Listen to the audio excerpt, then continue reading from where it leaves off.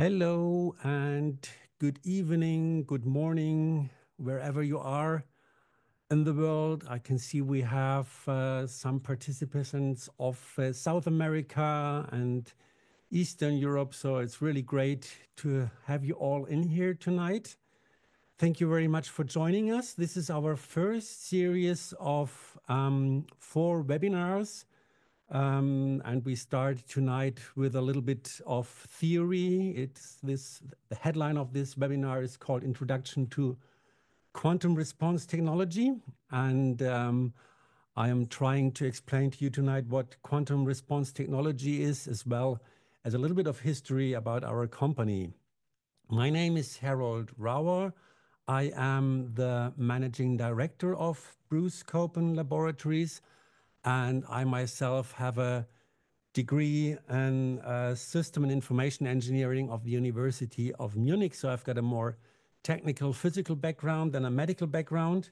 But I am in the field of energy medicine since 1993.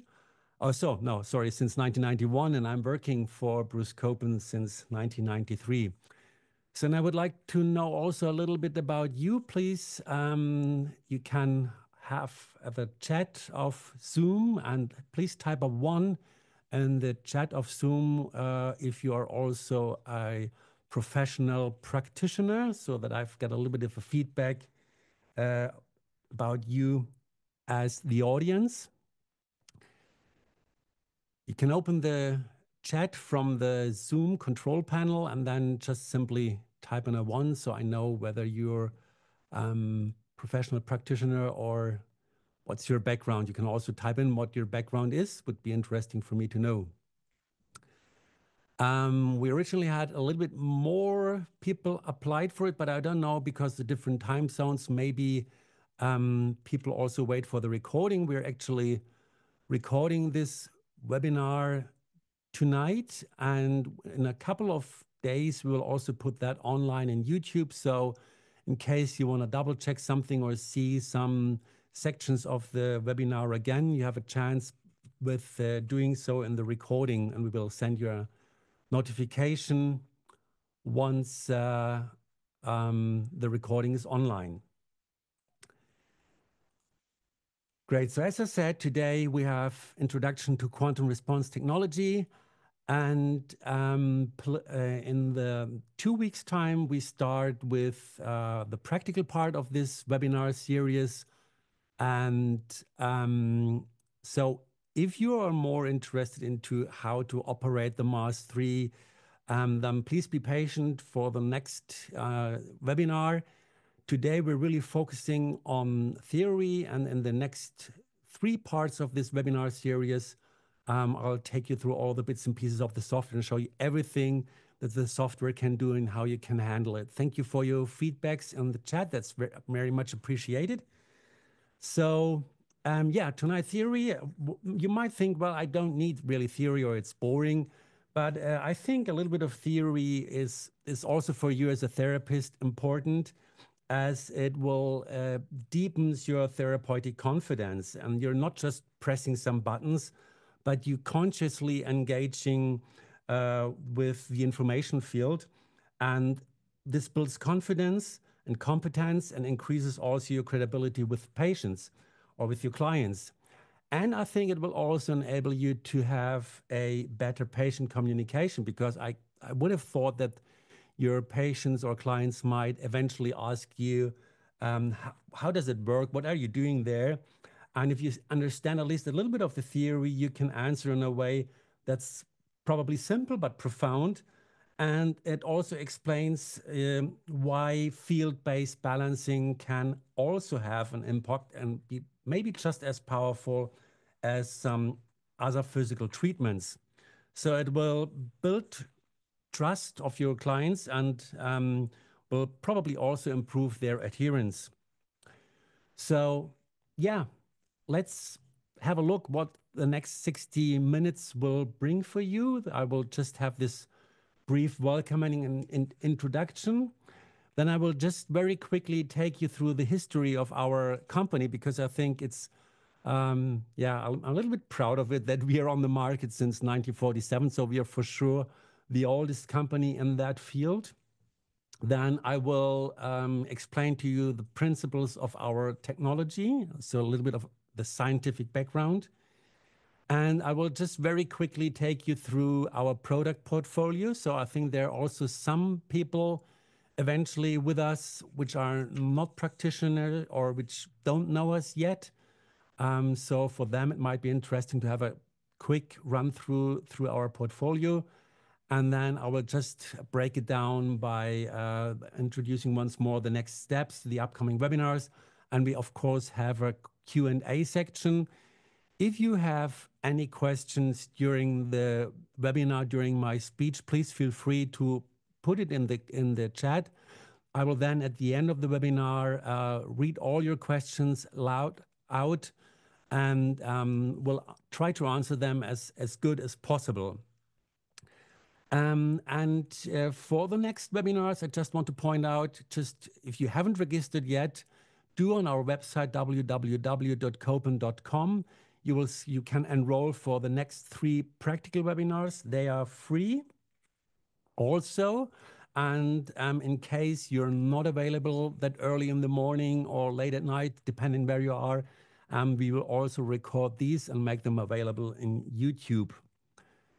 So what is your takeaway for today, or what I plan that you might take away from this webinar tonight is an overview of our company and our heritage. And as I said, an introduction into the basic principles of quantum response technology, and have a basic understanding, if you do not have yet, what resonance is and how energetic fields work in the human body. And probably what's new to you is the concept of information, because what we do, we balance people merely with information, not so much with energy. But I will cover that in more details in the next hour. So let's dig into it. The founder of our company is Dr. Bruce Copen. It's not just a fantasy name. He was a real person, and I had the pleasure of meeting him back in 1993. Unfortunately, he passed away much too early in 1998 with being only 75. And he was actually the first after the Second World War who brought frequency therapy to Europe. You might know the history that the whole root of what we are doing is in America. Dr. Albert Abrams has founded what he called the electric reaction of Abrams. He found out that there are correlations between viruses and bacteria and resistor values that he added on variable resistors. I will come back to that later during that webinar. And I saw in your chat that some of you are also working with old MK2 devices. These are the devices that Bruce started first with after Second World War. And these devices are quite similar to what Abraham had designed in the US. And because the American devices had not been available in Europe, or particularly in England, after the Second World War, Bruce started to build his own devices and started selling them in 1947. As I said already, I started the sales in Germany and the German-speaking part of Europe in 1993, and especially merely the MK12 unit. And we also had back in the days the SE5 from the US. And I approached Bruce whether it wouldn't be an idea to program also a software for our devices. And he thought it's a great idea because he was always very much ahead of time. You will see that in the next couple of slides. I'm going to show you that he was always very innovative. And so he loved the idea of me programming a software. So he was really giving the green light for the development of the Mars 3, what became later the Mars 3 and the Scope software. But unfortunately, he passed away in 1998 and couldn't see the launch anymore. But he left the company, 52% of the company to me. So I took the headquarters of the company in March 2012 to Germany, where it is until now. We are here in the area of Munich. And we are a small team. We are 10 people all in all. and have a worldwide network of distributors who are selling our products. You might know some of them if you're from abroad. And yeah, we're providing services. And of course, if you need any repair or anything, you can always reach out to us, and we're trying to help as best as we can. Just a very quick run through our history. You see here a bunch of the original vintage devices Bruce built. One of his first real innovations was in the 1960s. You can see here in the middle of this chart, you see that I have done a small list here of what we call rates, numbers that are associated to either organs or homeopathic remedies or fungi, viruses, bacteria, or allergens or whatever. And this is the basic principle that Albert Abrams has developed around the 1900s in America, that he found out that liver, for example, can be energetically tested when you set a resistor to 48 ohms or the kidneys to 23 ohms and so forth. Later on, we left off that physical unit ohms and we just said liver has the rate, we call it rate 48, and kidney the rate 27 and so forth. And based on that system, which was up to the 60s only for organs, viruses, bacteria, Bruce expanded it to homeopathy and said, well, when I can code a liver with a rate or a kidney with a rate, why cannot I not code also homeopathic remedies? And he developed a system where he could set a rate for, let's say, sulfur or lachesis or whatever, and also set the potency. So it was possible to create remedies by setting the rate, setting the potency, and then putting a neutral substance like sugar draggies or just a pile of water into the cup of the device, let it in there for 10 minutes, and you would have created something which is energetically the same like the original homeopathic remedy. So it gives you a way to simulate homeopathic remedies, because I think today's more than ever, some of the remedies are not available anymore, or you would have to wait the pharmacy for a couple of days until they could be delivered. So this gives you really all the homeopathic remedies you need for your work hands-on. You can immediately create them when needed and hand them out to your client. And today we have expanded this list here for up to 60,000 of these rates that we have in our systems and in our database. But the principle is still the same. We still work with these rates. Then in the 1971s, he was, just cancel that ring. And in 1971, he was also developing a color lamp that was basically a lamp, and he had some color filters that came in front of the lamp, so you could have been doing color therapy. Funny enough, Bruce was in Hamburg, Germany during the war. He was there working for the EMSA, that was the British entertaining department for the soldiers there that have been in Hamburg. So he knew about lighting in theaters, and that is basically the principle how theater lighting worked back in the days. You had a lamp and you put a color filter in front, and he built that unit for color therapy. And later on, he developed, or he copied the concept that he also had used for homeopathy, saying that we have the rates for homeopathic remedies. He did that also with light. He said if you have red light, you could as well work with the rate of red light, or with the rate of orange light, or whatever. And he came up with this coloronic instrument, which was really a color treatment instrument without any color.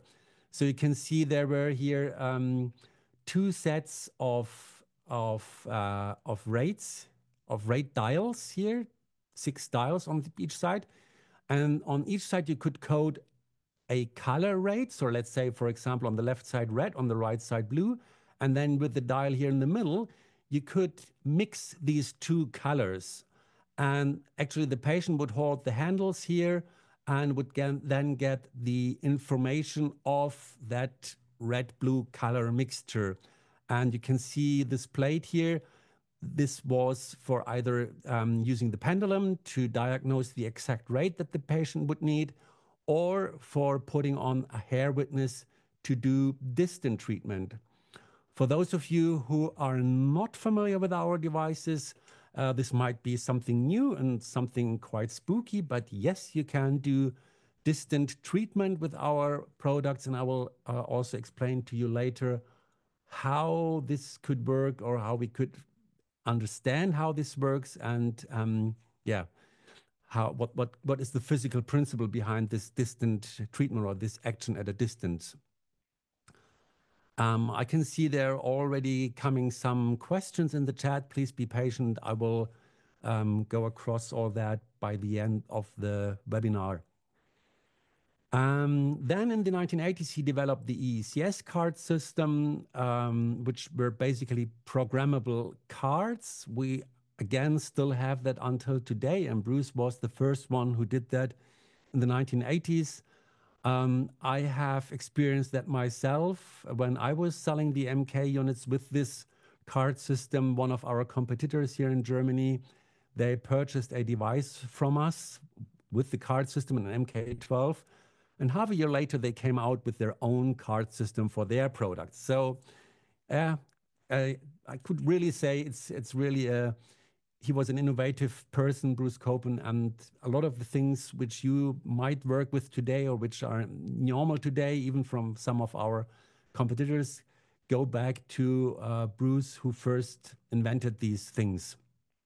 This is the MK12. That's the unit we sold the most here in the German-speaking part of Europe, and I have already seen in the chat some of you also still have that, and my mother still have one at home, and we have a lot of people who have still the MK12 and a Mars 3 or one of our other products, and they would never sell the MK12 because they just love that hands-on creating of remedies and so forth. But you must say, on the other hand, if you would run an analysis with the MK12, you would have it all by dowsing or by using a one-hand rod, and usually a test when doing it with an MK12, it takes you about an hour and a half. And here we have our Mars 3, and with the software driven and with the computer aid, within seconds you will have a result. I will give you a full demonstration. As I said, in the next webinar, I will run you through the whole procedure of testing a person, and you will see how quick you can get results with our system. But for today, as I said, we only stick to theory. Please be patient if you want to see how it works, and we'll do that in our next webinar. So in 1998, as I said, unfortunately, Bruce was passing away in May 1998, and we came out with the first Mars 3 prototype by the end of 98. It was a fully automatic computer-aided system. As I said, back then, we put all the rates from Bruce, which were about 12,000 rates, in a database, and we developed a specific algorithm that was able to run a test automatically. Within a couple of seconds, you would have your result. Which rates do you need to balance the patient? And then a little bit later in 2002, we picked up on the idea that Bruce had this coloronic instrument. Remember, this was a color device without any color, and we built a computer-aided virtual color and sound therapy system, which is the color tuning. We will also talk about that in depth in part 4 of that series, because that's really a module on its own, and I will take an whole hour to take you through all the details of the color tuning. But for now, bear in mind, this was one of the first virtual computer-aided color and sound therapy systems. And back in 2006, we then managed to get the Mars 3 registered as a medical device until 2017, because then, unfortunately, the law in Europe changed, and it had become so difficult, especially the clinical part of it, so that we decided to give back the certificate, because we had the impression through about roughly 10 years that we had the certificate, that you as our customers don't really mind whether it's a medical device or not. We're not selling to any hospitals anyway. So the effort and the money we would have needed to put in to keep up with the certificate that didn't really make up the value that we saw in it. So we gave it back, and today we're selling the Mars and all our products as wellness devices. By 2006 also, we came up with the first software based for, I don't know, maybe you remember them, that these were the pre-mobile time, the pocket PCs. They were available from HP or from Dell. It was before we all had these iPhones and the other smartphones. And we developed a software that allowed the electronic homeopathy on this handheld device. Basically, same principle like in the Mars 3. We had a database with all the rates of the homeopathic remedies. You would just select the remedy that you need, select the potency, and you could create your homeopathic remedy by imprinting a neutral carrier substance like such. Here on this picture, you can see it's just sugar draggies. But of course, you could also use water with alcohol. And today we also have that on iOS. It's our Remedy Pro. Same principle. And in 2008, we came out with the Super Tuning, another color and sound therapy, but this time it was based on physical principles, on the planetary sound. You know, each planet, like for example, the Earth, are of course rotating around their own axis and rotating around the sun. So, and that's creating a huge kind of mechanical oscillator. And we're using these frequencies from the planets and transform them into audible sound and visible light and use it for therapeutic purposes. We will also come up with a special webinar on the super tuning. That's not announced yet because I will do that together with my wife. And unfortunately, she's at the moment, she hurt her ankle very bad. So she won't be back on track until June or so. So please be patient there as well. But we will come up with a special webinar on the super tuning as well. Here we have just a quick run through. We have some projects which we did especially for Asia. Here you can see my wife on a XXL version of the Mars 3. We did that for China. They thought everything has to be big, so they put the Mars 3 and the computer in a big case where my wife is sitting. This was the therapist place, and on the other side there could be the client sitting, and you could run him through a complete analysis. This is an extended version of the super tuning, which we connected to a water bed. And the water bed, as you can see on the left side, was synchronized to the color of the super tuning. So the whole bed was basically illuminated in the color that has been tested and applied with the super tuning. This was also a very nice project we did for Asia. It's a big cabin with the opening of the door slided open. It was really a crazy thing. And the person could sit in there. And again, we could run a full scan of a person and giving suggestions what food supplements to take, what food to avoid, where are eventually food intolerances and so forth.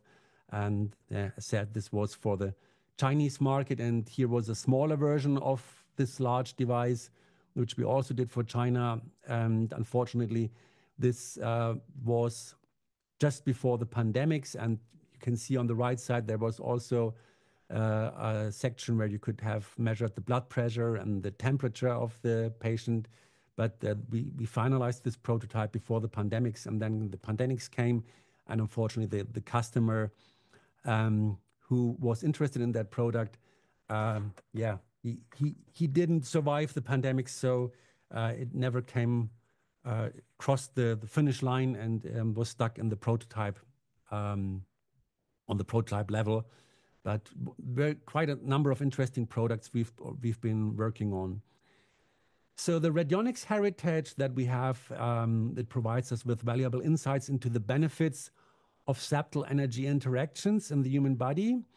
And we definitely think that the information field has a vast potential in helping to restore biological systems and physiology.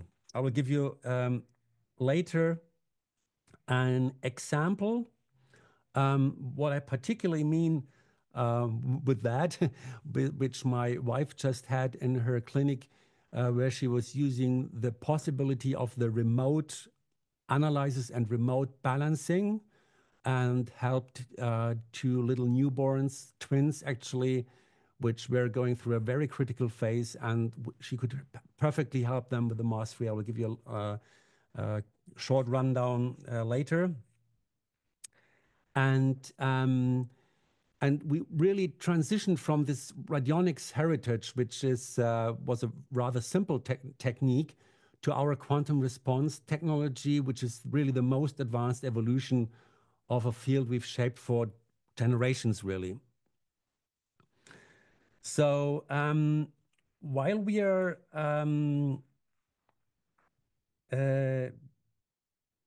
yeah, so I have mentioned this term for a number of times now.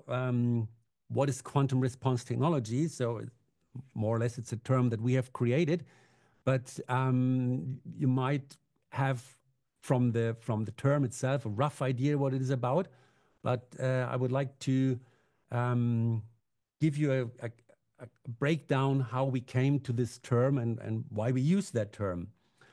And you know, the big difference is you might be, especially the one from you who are familiar with radionics and are familiar probably also with the vintage Copen devices.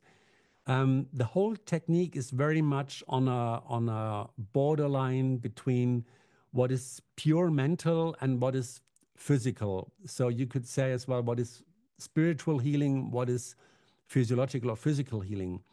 And that's why I said before, we are really, we are really taking this to the next level with the quantum response technology, because we are really have a signal path throughout the whole device and throughout. We have an algorithm developed. We really treat the signals that we have, although we know if you talk to a physicist about that, he will tell you that this is all just noise, and you cannot really measure these low signals. But we treat this as it would be real signals that you could measure, that you could work with, and we realized that this is a big difference to devices out in the market, which are more or less amplifications for spiritual energy or for mind energy. There are devices out there that do not have a real physical function, that are more or less like working like a lens for your mental energy. But we realized that if you have a real physical processing, that the effects that you get are stronger. So actually, we have here an application of quantum effects in energy and information medicine, and the energy system of the client provides the answer to what is needed in order to gain back homeostasis. So we use quantum effects. I will explain that in more detail in a minute, which quantum effects we use. And we send information to the patient to find out what does the patient need in order to get healthy again. And we get this answer, this response from the energy system of the patient. It's not like if you're doing classical homeopathy, you have that questionnaire where you ask for 2 hours question after question. And you have to consciously process these questions in order to come to a remedy. No, the energy system of the patient gives an answer, and that's a lot quicker. That goes like this. That's why we can do a set of 200, 300 rates. We can check within a couple of seconds and find out which rates, particularly out of that set of rates, does the patient need in order to get healthy again. And this wouldn't be possible if we would not use these quantum effects. And as I said, I will explain you in a minute what quantum effects we use. But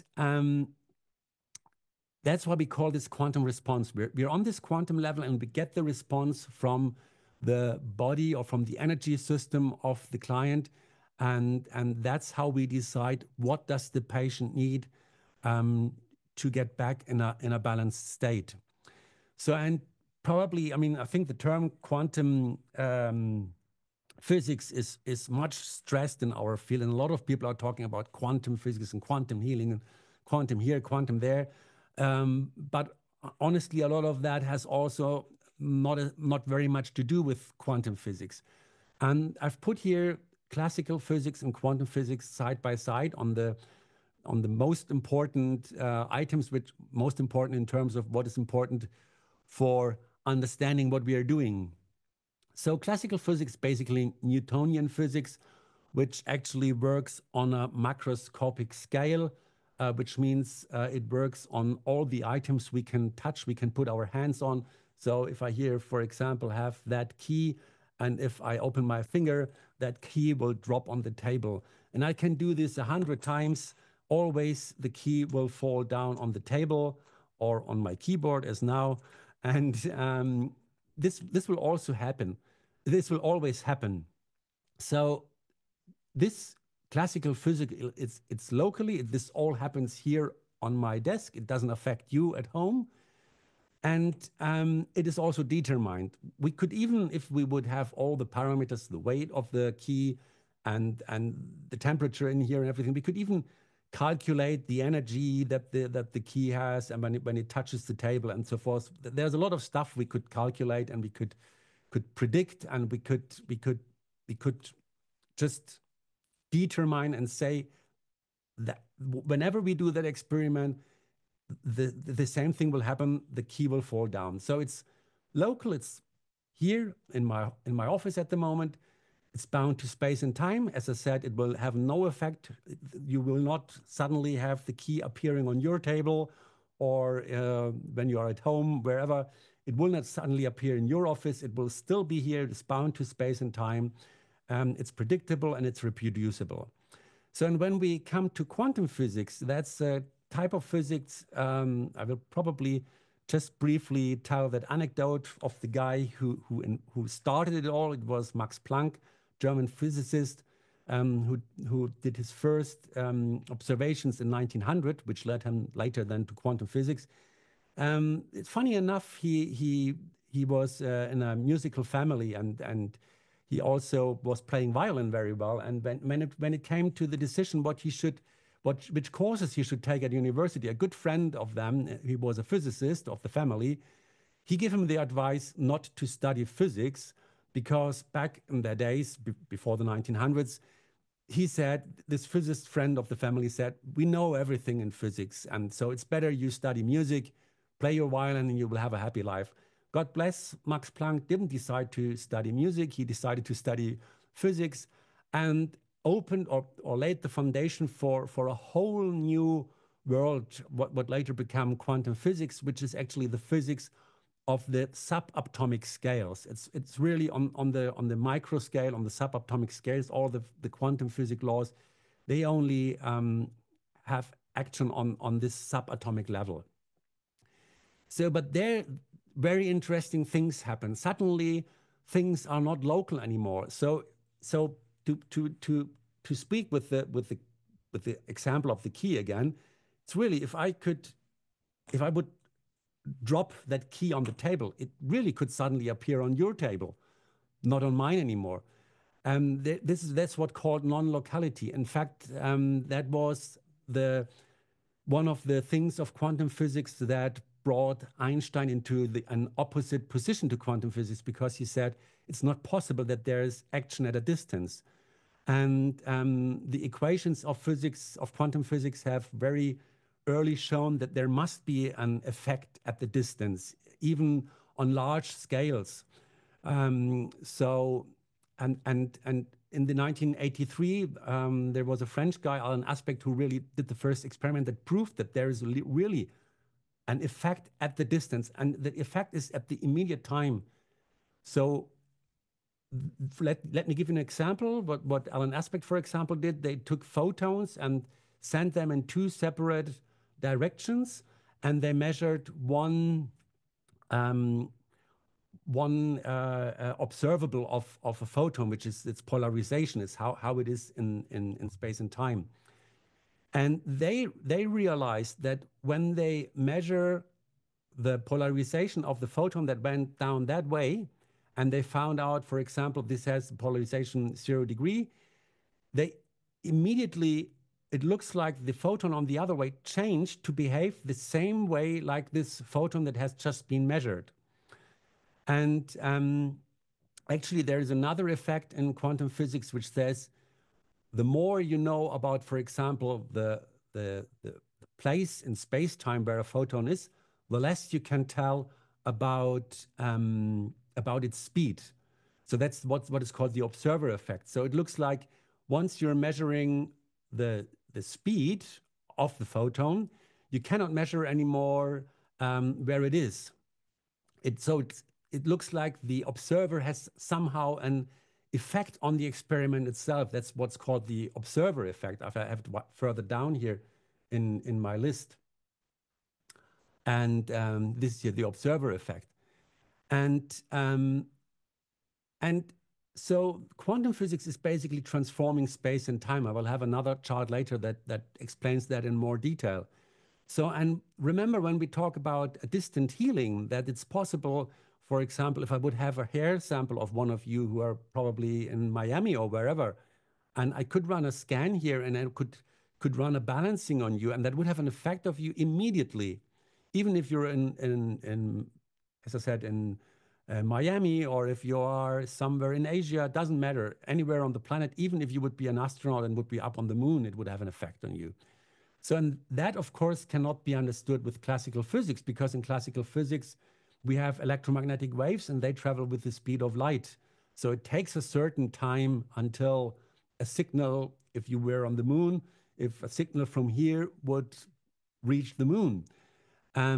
But not so with the distant treatment that we experience when we're working with our systems. So we must be more or less on this quantum level. Another thing which eventually the people of you who work already with our system have experienced, the tests that we do, they are not reproducible. So if you run a test once, you run it a second time after 1 minute, you get a different result. And that's also due to this quantum effects that we have here. Because in quantum physics, experiments are also, or observations are also not reproducible. And they're also not predictable. So if would be here now all like a little bit in Alice in Wonderland, if we could zoom us down to the subatomic level, and we would be still sitting here and joining each other. And I would repeat this experiment with the key, and I would open my hand, and eventually 60% of the time, the key would not drop down. It would just stay here or just drop down 2-3 centimeters or something, or would stay somewhere in between here and the table surface. But and every time I repeat that experiment, I could not predict, will the key stay here? Will it stay here? Will it drop the table surface? That's just not predictable. It's just stochastically, I could say, to a certain percentage, the key will stay here or there or there. So, but I could not predict it in 100% like I could do in classical physics, where an experiment is always predictable. So, and from this non-predictable phenomenons, it also follows that it is not reproducible.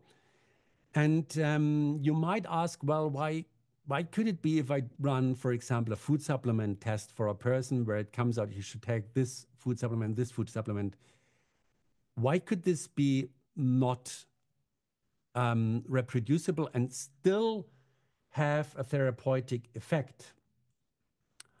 That is a very good question. Keep it in mind, and I will give you the answer while we move on through our slides here, because that has something to do with the level we're working on. We're not working on the biochemical level. We're not working on the physical level. We're working on the information level. And so whenever we run a test, we will get the information what the system will need at that point in time, at that moment. And I had a very interesting experience early this year. I was in Singapore, where Joey Yap had a huge conference on Chinese astrology. And I don't know if you know him. If you don't, check him out. He's really a great guy. It's joeyyap.com. And he was reading charts to the audience. And by a certain time, let's say he was reading the chart at 12 o'clock, so he used certain charts to read, to answer the questions of the people. And by 2 o'clock, they handed out new charts to him. And I later asked, why did you get new charts? And they said, well, because the planetary constellation or the cosmic constellation has changed. So, of course, they couldn't do that every second. But what that means at the end of the day is the same that we are facing when we're doing an analysis with the Mars 3. At the moment we're asking the question, what does the patient need to get relief on his bowel syndrome? Or what does the patient need to have an increase in muscle function? What food supplements does he need? At that moment where we ask the question, we get the result, and that is then the result we work with. And please note my comment here below. This is very interesting because in the last couple of years, there were more and more foundings in science that although, of course, the quantum physical effects work on a subatomic scale, they have also kind of feedback into the macroscopic scale in biology. For example, photosynthesis cannot be explained or can, if you use classical physics, you do not understand how electrons are moving in a leaf, for example. But if you take quantum physics into consideration, it will become crystal clear. And in one of the last editions of the Scientific American magazine, there was an article about quantum cognition that also probably our thinking works, or our brain uses quantum effects for thinking, and that's what is called quantum cognition. So if you're interested in that, do your research in the internet. It's really interesting that a lot of biological effects can be explained either at all with quantum physics or better with quantum physics than with any classical approaches.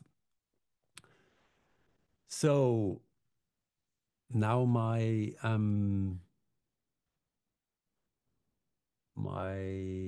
PowerPoint is stuck. So I hope you can already get a little bit of the idea why we use the term quantum. And what you might be interested now in is what can our quantum response technology be used for? Well, those of you who work with our instruments, you know that we can do an analysis. At the moment, we have up to 60,000 what we call rates in the system. The rates are basically just figures, just numbers. And we have a developed a special algorithm that can, if you scan in a patient witness, a blood sample, a hair sample, or if the patient is sitting next to you, he puts his hand on the hand applicators, you scan him in, and our algorithm can find which rates go into resonance with the patient. So, and that means which rates does the patient need to get back in a balanced state. And I don't know if you have a clear understanding of what resonance is, but I will explain that also in a minute. And when we found the rates that we need for balancing, and we do not only get the rates that we need for balancing, but we also get a sort of a weighting. We have a percentage from 0 to 100%. And the higher the percentage is, the more important the rate is for the health state of the patient. So, and we use these same rates that we found in the analysis, we use for balancing. So we apply these same rates to give basically an isopathic stimulus to the system. And thus we try to balance the system. Another option that we have is we can imprint carrier substances.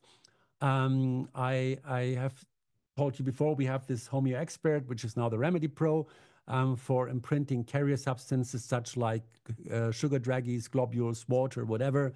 You could also use cream as a carrier substance for the skin. Then, for example, there's a lot of possibilities. We did also do a pilot study once for a clothes manufacturer where we imprinted actually the garnet for making clothes, sports underwear. And so there's a lot of different material that can be used as a carrier. I have a friend who works in agriculture with our system, and he imprints biochar, for example, as a carrier substance, and then uses it more or less as a fertilizer. So there's a lot of possibilities for substances that can be imprinted, and that can also be used in order to balance the system. And also we can, of course, balance a client directly if he puts his hands on the hand applicators. As I said now a couple of times, I will show you this in the next 3 parts of the webinar where it's more practical. But we could do also this distant broadcasting. We call it broadcasting when we do a balancing over the distance. So, and again, what is a rate? A rate is, I have shown you before, where this liver 48, kidney 37, and so forth. A rate is basically a pure numeric value. It's no frequency. That's very important. And you will see later that what's the difference between a frequency and a rate, which is a pure information, really. And as I said before, Abrams, the founder of that whole system, he had the correlation between, let's say, the organ and an ohmic value, but we leave out the ohm for now. We just use the numeric value. So we don't say kidney is 37 ohms. We just say kidney has the rate 37. So in rates on an informational level equal basically frequencies on an energetic level. This is already very important because this indicates that we're working different levels here. Frequencies are on an energetic level and the rates are on an information level. So we could eventually say that rates are frequency equivalents, but they are definitely not the same. And rates are more or less codes for the informational content of any substance, be it an organ, be it an homeopathic remedy, be it flower incense, be it a nosode, and so forth. And it can be used for analysis and balancing. And some of you might know these guys here. These are so-called test kits. These are small vials with, in this case here, for example, Chinese herbs. And I can't believe it, but there are still companies out today which sell these.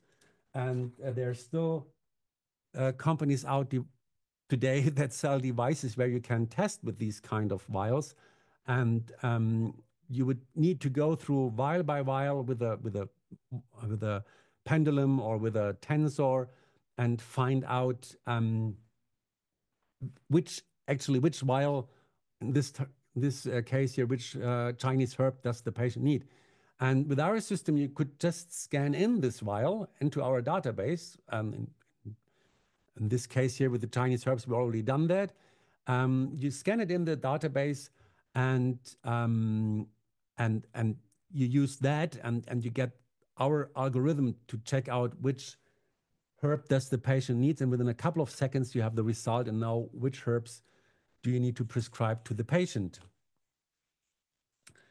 So, and there are also, besides scanning in a substance, there are also more possibilities how you can get information into our database. I will, if you are keen on that, enroll for the next webinar for part 2, or the database is part 3, and I will show you all the possibilities how you can get information into our database. And I told you before that on the analysis, we observe one of several possible patterns on an information level. And this is really very important. And that's why the reproducibility does not really play a role. I think all of you who work with the Mars 3 and have experience with the Mars 3 might eventually be able to sign that. And because we have this one several possible pattern on an information level, and we use actually the principle of resonance to determine which rate do we need to bring the system back into a balanced state. And when balancing, we apply the same rates and give thus an isopathic stimulus to the system that we have found in the analysis to balance the system. And as I said, this balancing could either be done in person or on a carrier substance or through the distance. And this is really, I think, an advantage which cannot be pointed out enough. As I said, my wife just recently had an experience with one of her patients.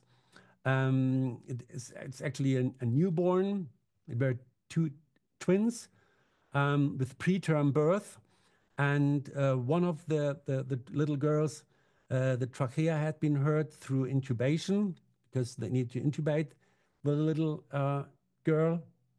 And very interesting, the Mars 3 scan my wife did showed already that the trachea had been hurt. And my wife was really was going through every phase with that these little girls were going through with the Mars 3. And because there was scar tissue forming through through the intubation, and so the little baby finally developed a pinhole tracheal stenosis, which is a very tiny hole. My wife showed me the picture from the doctors. It was a really tiny little hole where the little girl was breathing through, really pinhead size. And they placed actually a balloon in the trachea and widen the hole and hoped that it stayed open. And my wife did a broadcasting, and besides some other rates that she used, she was actually using an affirmation. She was just programming in the hole stays open and enables full breathing. And normally the prognosis was that this treatment with the balloon had to be repeated 2 or 3 times, but luckily the hole really stayed open, and so the little girl didn't need any more treatment, and also the scar tissue didn't grow any further. So I think there is no other system out there where you can do that, where you can really actually describe the situation that the client is in and use that as a treatment. And that's really a big advantage of the system that we have. Of course, you could also test for other things, for food intolerance, for loads, for virus, bacteria, fungi, environmental toxin, heavy metals, for which vitamins and the minerals the patient does need, for organic disbalances, for food supplements, etc. As I said, we have a total of 60,000 rates in the database, and I will cover all these, well, not all the rates, but I will give you a good overview in part 3 of that webinar series when we are discussing the database. So the question is eventually, what is resonance? And basically, I just want to touch that very briefly because I can see we're nearly running out of time. I hope you don't mind me making this a little bit longer. I hope you do not have any dinner planned or, yeah, let's see. I try to make as quick as possible, but just want to cover a couple of little things. And if you have to quit, remember, we still have a recording, and you can watch the remaining of this webinar later whenever it's convenient for you. So what is resonance? Resonance is basically a physical principle. I have illustrated this here with tuning forks. And imagine we would have here a tuning fork, and I would hit that. And actually, you could imagine that the tongues of the fork would swing sideways. And if we would probably film that and we would slow it down, we could count how many swings per second the the tongues of the tuning fork would do.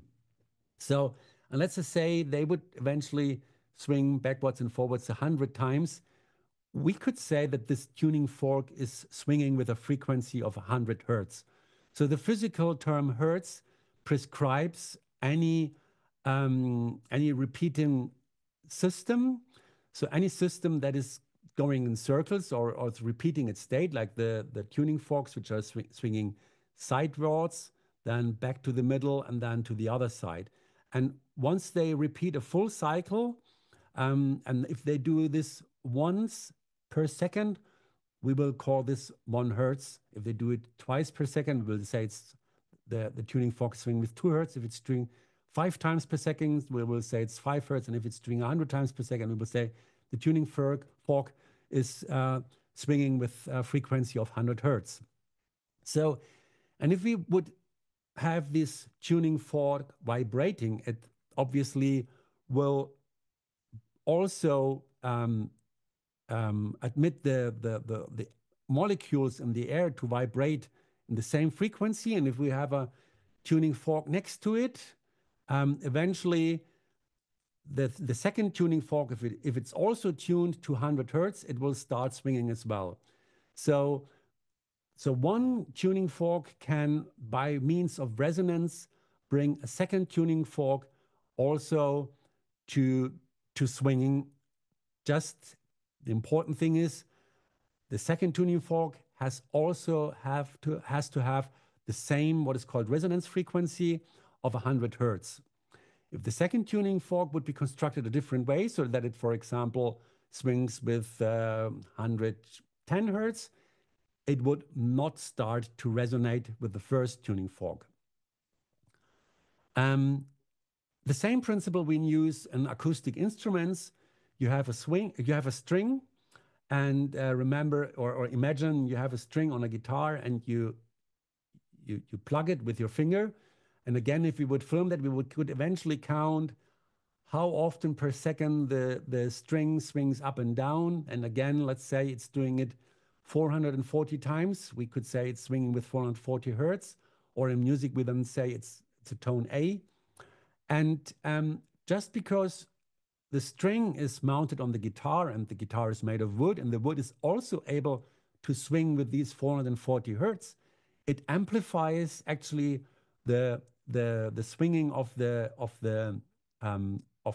string and gives an audible sound. If you imagine taking the string off the guitar and mounting it on a concrement wall, and you would then plug the string, you would eventually only hear a very soft sound. Just because the huge concrement wall is not able to swing with the 440 hertz of that string. So it's not going into resonance with that string, because it's not able to swing at that frequency. The concrement wall would eventually go into resonance with much lower frequencies, like 0.5 hertz or 1 hertz or whatever. So that's why, for example, if troops march over bridges, they are not allowed to march with synchronized steps. They have to walk. Everybody have to walk separately, because if they would walk synchronized steps, which is eventually a frequency of 1-2 hertz, this could really start to bring the bridge into a resonance frequency, and so the bridge could eventually start swinging and could actually finally break down. So if we have a more technical sketch here, we can see if we have a excitation oscillation, which is this orange curve here, sinus curve, and we have a certain resonance frequency where and resonance occurs. The resonance effect creates an amplification of that excitation oscillation. So to finally have a resonance oscillation, which could have a much higher amplitude or much more energy than the original excitation oscillation. Like we have on the example of the guitar, we plug the guitar string, and the resonance body of the guitar amplifies it. You have in comparison an electric guitar. If you have an electric guitar which is not plugged in and you plug the string, it's only a very soft tone because the wood of the electric guitar is not constructed in a way to acoustically amplify the swinging of the string. Only an acoustic guitar is constructed to do that, and thus amplifies the sound waves and makes it audible. So, and we use the same resonance principle in our technology. We have a stimulating vibration. For example, let's say we take the vibration of a virus, and the resonating cell would, for example, be the hair sample. And if there is a resonance between the virus, let's say it's, for example, Coxsackie, and the hair sample, we would detect a resonance between the two. And remember, that would lead to an amplification, and we could detect that amplification and also measure how strong the amplification is, to speak with the guitar, how loud the sound is, and give that out on a scale from a 0 to 100%. Or, you know, if you work with the classical MK12 devices, they had overfunction, underfunction from 0 to 10, or even on the Mars 3, you can switch to the scale overfunction, underfunction, and measure how strong the resonance is, which gives you an indication of how much is the client, which hair sample you examine, how much is that client affected by that Coxsackie virus. But please note, this is only a model, because if you remember what I said before, we are not talking frequencies, we're talking information. But on information level, this whole thing is much more abstract. The principle is the same. On the information level, we just not use really, we use correlation, but the principle, as I said, is similar to this resonation effect, to this resonating principle we have here. And I think it works as a good example also eventually to explain to your clients how resonance works and how bioresonance works. What happens when you test a vial with a pendulum and a patient. It's the same thing with the pendulum. You detect the resonance, and the stronger the pendulum swings, the stronger the resonance between that test vial and the patient is. So let's go a bit deeper now. And I've given you a lot of terms. I was talking a lot about information about energy level, information level, and I would like to break it down now a little bit more for you. So you have a deeper understanding of what these terms really mean, and especially mean in relation to what we do.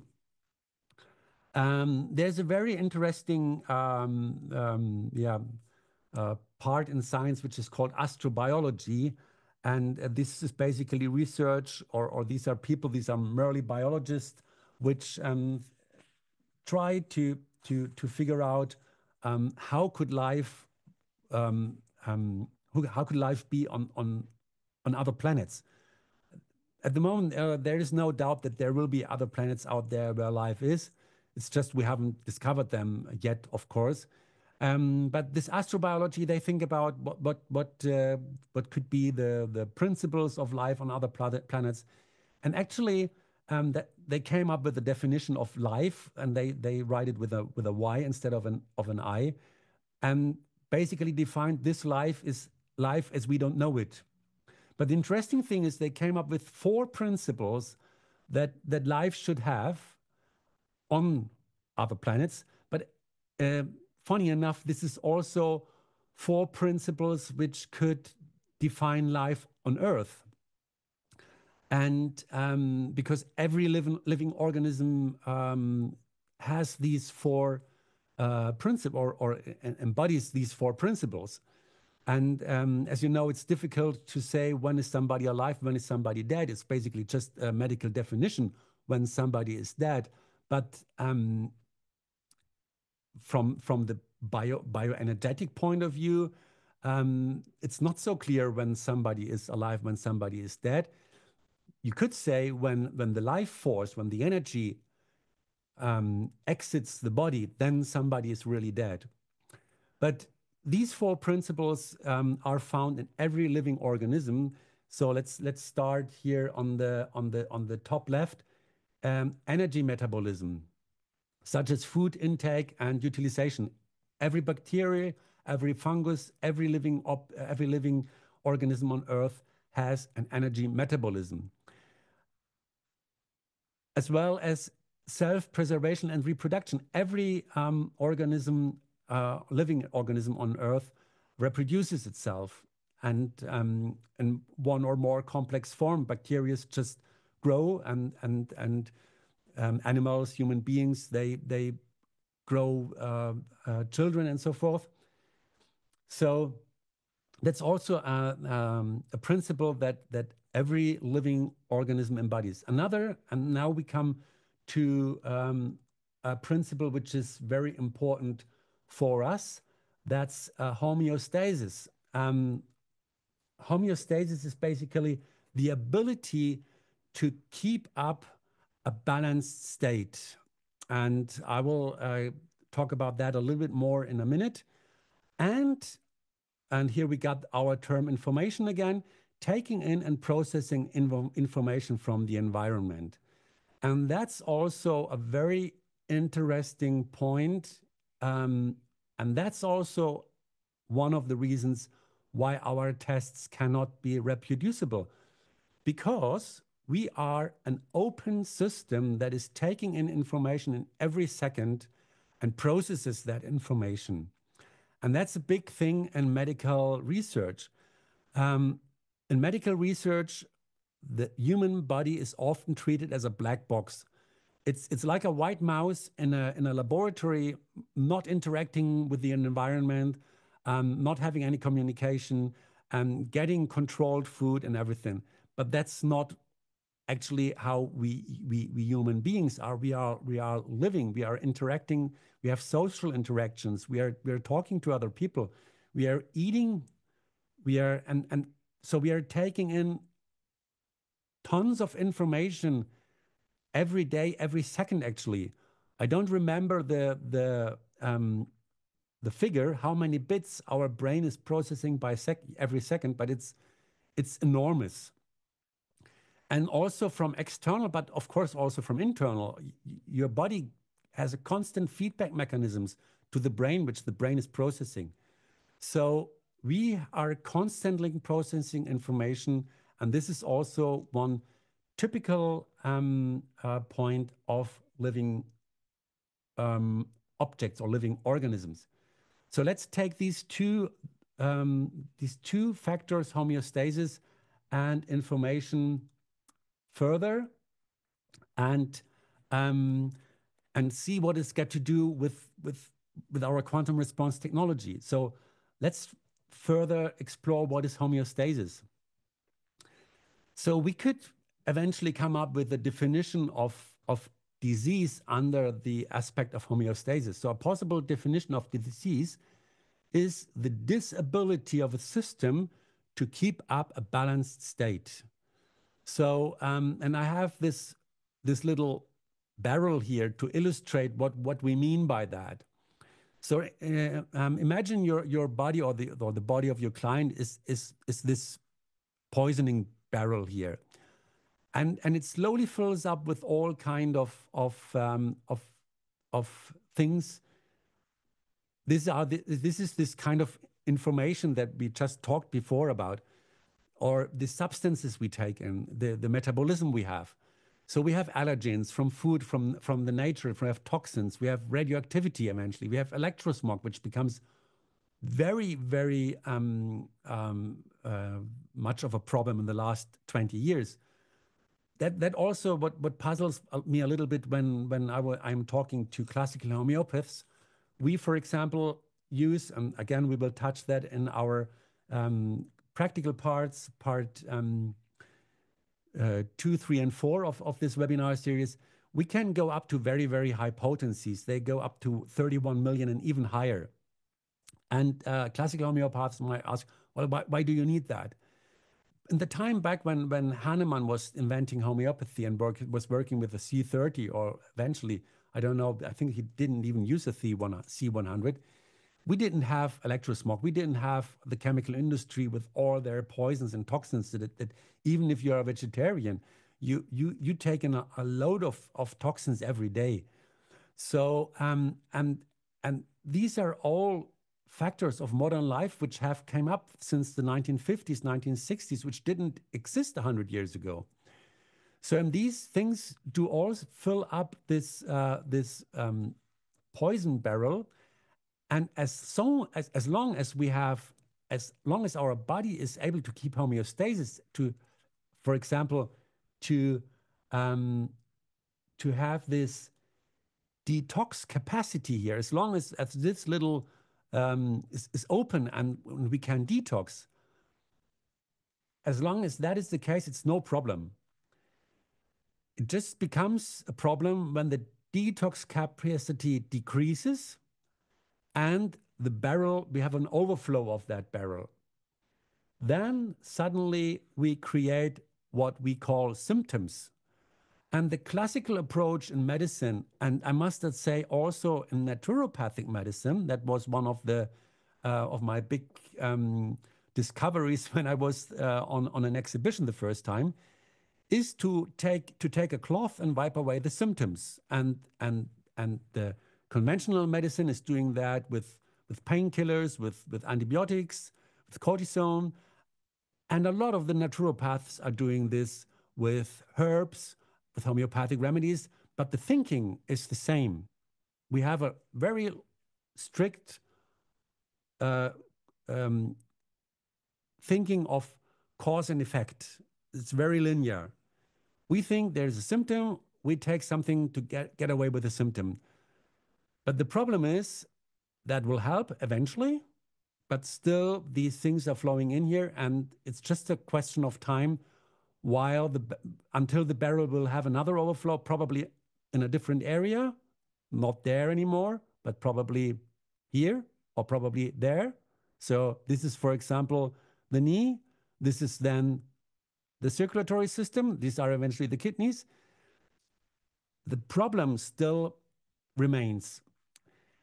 And so homeostasis refers actually to a balanced state, to an equilibrium. And that's now the important thing. We are an open and dynamic system. And through internal regulation processes, this one here, through internal regulation processes, this open dynamic system is able to keep this balanced state. And this is very important, and we will discuss these regulation processes in a little bit more detail, because this is really something I discovered when I was going to the first exhibition, and I was listening to some lectures there. The thinking in naturopathy and in conventional medicine is very linear, cause and effect. The only kind of therapy which has a more complex thinking is TCM. They have the idea of 5 elements. They have the idea that the organs have an interaction and interact with each other and also have an effect to each other. I will explain that in more detail. And now I just got the latest issue of Scientific American, because I'm reading that regularly. And now they, for example, found that the microbiome in the stomach, in the intestine, large intestine, has an effect on depression eventually, or has an effect on the immune system. 20 years ago, if you would have said that, conventional medicine would have said, well, that's rubbish. That's quacksalvery. But now they suddenly realize that these things do have an effect. So, but to understand the way we are working a little bit more, we have to have a different approach to reality. We have, for example, here the energy field of the body. This is the energy field. We could also say this is the aura. If you're following TCM, we have energy flowing through the organism in meridians. And we could say if there is an energetic blockage, and as I just showed you with this poison barrel, this could be through the environment, through noise, through pollution, and so forth, then this could create a blockage in the energetic flow of the body, and thus it could create a symptom or a chronic disease even. And also psychosocial stress. It's not only substances, it's also on the psychological level. And then we have a lot of energetic therapeutic means like frequency therapy, for example, or acupuncture, or a lot of physiotherapy that works on this energetic, on this material, on this body level, and on this energetic level. But there is another level, and here comes again this term information, the info field, or the morphogenetic field. Now, there's a very, very substantial thing in our reality, and that's the how things, the structure that things have. I don't know about your education in biology, but you might have heard about it, that of course we all have, their proteins are one of the most important things in a biological system, and we do understand what substances proteins are made of, and we also eventually are able to synthesize some proteins in laboratory. But the big problem with proteins is that they have a structure, a geometrical structure. And this geometrical structure is very important for the function of the protein. And it's not possible for us to imitate, or eventually sometimes it is, yes, but I don't remember again the figure, but I think it's 90% or so of the proteins. We don't know about their geometrical structure. And yet the geometrical structure of the protein is very important for the function that a protein has. So, and English biologist and philosopher, Rupert Sheldrake, he proposed that there are form-giving fields in nature, which he called form-giving. It's morphogenetic. Morphogenesis is Greek and is basically the generation of the form, or how the form evolves. And he proposed that there are morphogenetic fields which define the geometrical structure that a protein has, or that an organ has. With organs, it's the same. In the laboratory, you could grow liver tissues, but you could never grow a liver as an organ, because again, you have the cells, and the cells, of course, can grow, but you don't have the information that you need to grow an organ. That information is lacking in a laboratory environment, and thus you only can grow the cells, but you cannot actually grow a functional organ. And these morphogenetic fields organize reality from the subatomic level to the macroscopic, even to the universal level. Even galaxies are controlled, or the information how galaxies form are in that morphogenetic field, at least in theory. And it's very important to note that these morphogenetic fields, again, have more a quantum character, because they're not electromagnetic, they're not within our space and time, they're outside. They're not dependent on space and time. And read Rupert Sheldrake's books. They're very, very interesting. He done also a lot of very interesting experiments to support his theory. And the idea is basically not that brand new. Aristotle also had that idea, that there is an information level in nature that controls whatever is in reality. He called that, I can't remember the name now, entelechy, sorry. Yeah, so the idea is not brand new, but the concept that Rupert Sheldrake has evolved with the morphogenetic, and especially how the fields interact with biology through morphogenetic resonance, that's, I think, Rupert Sheldrake was the first one who described that in more detail. And let's talk a little bit more about the homeostasis and about these regulation systems. And in general, this is also a kind of a science which is quite young. It came up in the more technical engineering department of universities in the 1950s to study these control cycles and these feedback loops that are not only in our organism, but also there are a lot of technical feedback loops, and a lot of technical machines need that feedback loops in order to control something or not to at the end of the day to crash down because some parameter or the other accelerates. So, and in these control cycles, we always have a regulator. That's a regulation principle, and we have a correcting variable, and this correcting variable controls a control element, and we have a constant state of a system. So and then on the other hand, we have a feedback. So we have a probe that is sensing this state and giving a feedback to the regulator. So we could, for example, say an easy example for that is the body temperature. Normally we should have a temperature around 37 degrees, a little bit lower eventually, a little bit higher.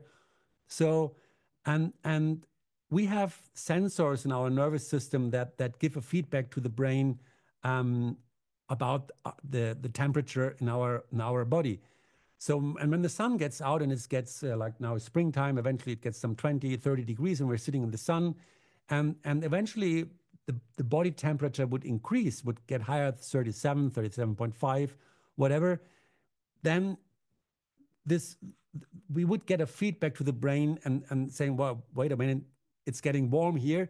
We need to do something. We need to correct that. This is the control element, is the temperature.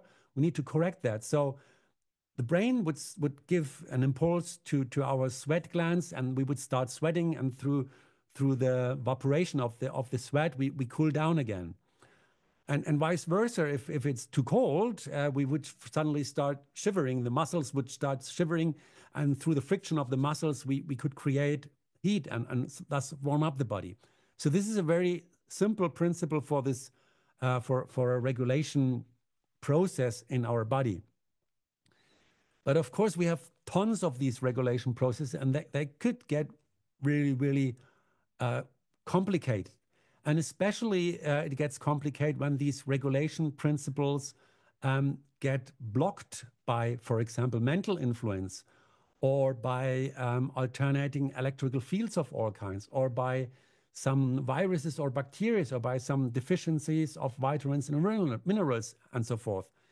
So these external factors could have an influence on our regulation systems, and could thus, if they persist, they could lead to a symptom, and if they still persist, could lead at least to a disease.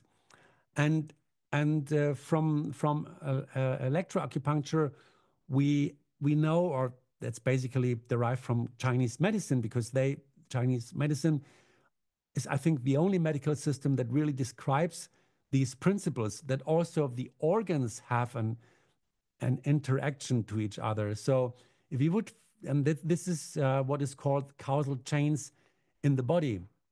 So if we would, for example, look at the skin could be influenced by the kidney, could be influenced by the liver, pancreas, small and large intestine especially. You probably know that if you have somebody who is suffering a skin disease, eventually you would have to look at the large or small intestine, and there's the problem for the skin disease. So the skin disease is basically just the tip of the iceberg, and the underlying problem is the problem in the large intestine, and actually you would really have to treat the large intestine, and don't worry about the skin, but focus on the large intestine. And once that is in balance back again, the skin problems dissolves them by themselves. And those of you who have already done a Mars-3 analysis, you know that there are probably things coming out that at the first glance have nothing to do with the symptoms that the patient have. And here is the reason why.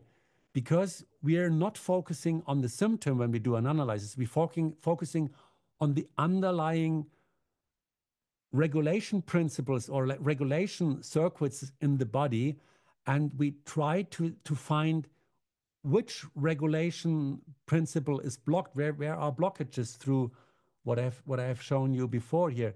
What is blocked through these through viruses, bacteria, through a lack of vitamins, minerals, and so forth. And thus we try to shine a light on these underlying principles and try to get these principles back in balance.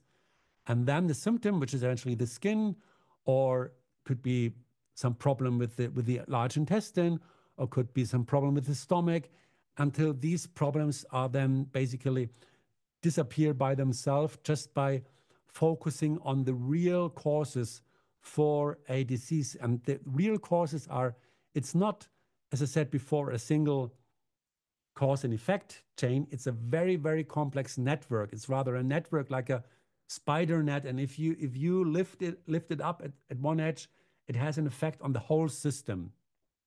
There is not one single thing you can do that has not an effect on everything else.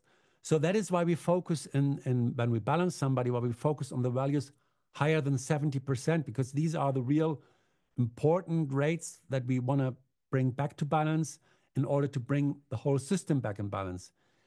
Something which is also not widely known, but our teeth, they also have an energetic link to various organs, and they interact with each other. So if you have, for example, a problem here in your teeth up here, this could very well affect your pancreas and your stomach.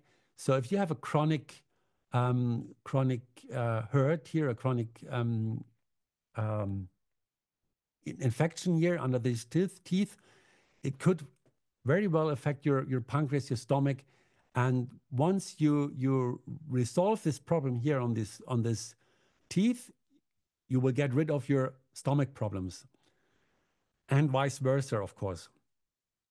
And again, these principles we could shine a light on with the Mars 3 analysis. And very, very quickly, within seconds, you get a view on this very, very complex structures. You could also test that manually if you have a test kit and use the pendulum, but you were sitting there for hours to find out all the materials that you need to shine a light on this very complex network. So I hope now you get an understanding of these two factors here, of the homeostasis and of what it means of taking in and processing information from the environment.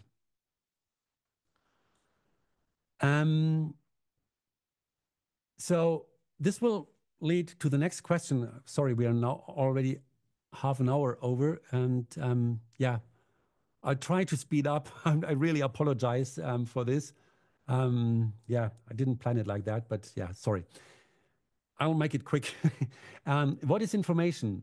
So I have talked a little bit about various different levels before, and about the material level, about the energetic level, and about the information level. And I've put it all together here in this chart. We have on the very bottom level, we have the material world. That's everything we can touch, our body, our biophysics and everything. And we have, of course, energy here, which is physical or chemical energy. This is heat. This is the energy our body consumes during the day. And these two levels here are bound to time and space in classical physics. And on these two levels, you will also find frequencies. So whatever you do with frequency therapy, be it Hulda Clark or Rye frequency, that's on this level here. You have a certain frequency, an electromagnetic swinging with a certain frequency, and that has an effect on the bioenergetic system of a body, be it a human body or be it an animal or a plant, doesn't matter. It's all the same. It's a biological system. So, but what we are doing with quantum response technology, we are really interacting with that biofield, with that morphogenetic field. There are tons of names for it, quantum field or whatever. And we call it for now biofield, info field, morphogenetic field, MGF, and we interact on that level. So, and the idea is that, as Rupert Sheldrake has described, we have through morphogenetic resonance, biological systems do interact with that morphogenetic field. And if you look, for example, at homeopathy, at a high level homeopathy, of which you might know that with a potency higher than a X23, there is no molecule anymore in any homeopathic remedy. So you could ask, why does that still has an effect on a human being or on an animal? Because it has the information, and it gives the appropriate information that the human being then can process. And we are working in quantum response technology. We're working only with information. The rates that we use are information coding bacteria, coding organs, coding substances, coding an affirmation, like from the example that I gave you before from my wife with this, when treating the baby. And here, this information level, you can see it on the side here. This is actually on a quantum level, and is described by quantum physics, and thus it is time and space transcendental. So there is no time and space anymore. Whenever you put somebody on your Mars 3, it immediately has an effect on this person. Or if you have scanned in the person and the person is now on holiday, you've got your clinic, let's say in Vienna, and the person is on holiday in Egypt, no problem. And he says, well, oh, of course, I have a problem with my stomach, I've eaten something bad. You could immediately run a scan on this person and find out what rates do you need to balance the person and so that he can enjoy his holiday further.